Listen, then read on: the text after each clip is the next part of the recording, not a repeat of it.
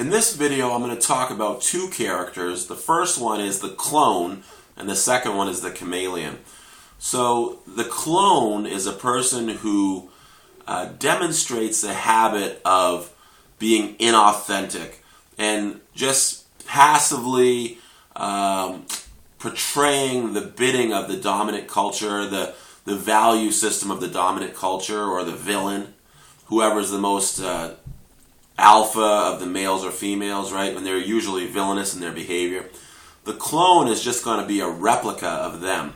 So it's basically, this is their problem. They have repressed their real personality. They don't know who they really are. They don't show who they really are because they're afraid of cultivating themselves publicly.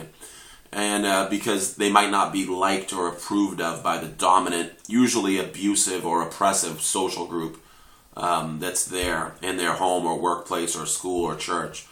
And so the clone is like a synthetic replicant. They have the face of a human, but inside their mind is programmed and their behavior is programmed to just be a copy of whatever the villain approves of, right? Or whatever the going and prevailing value system is. And it's usually not positive. So the clone's task or goal would be to develop their own individuality and become confident in who they are and in showing that. And once they've done that, they can move up to the next stage, which would be the chameleon, right? The chameleon is a person who is duplicitous. They have a sense of self. They know who they are, but they know it's not in line with the dominant social group, and so they hide it so that they can advance socially and profit for themselves financially, kind of like the henchman did with the selfish gain thing, right?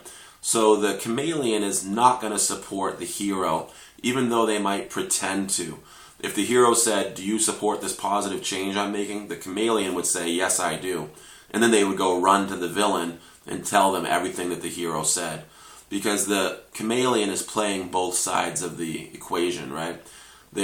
They have given up and they're just trying to fit in so they can get ahead. So they're going along to get along.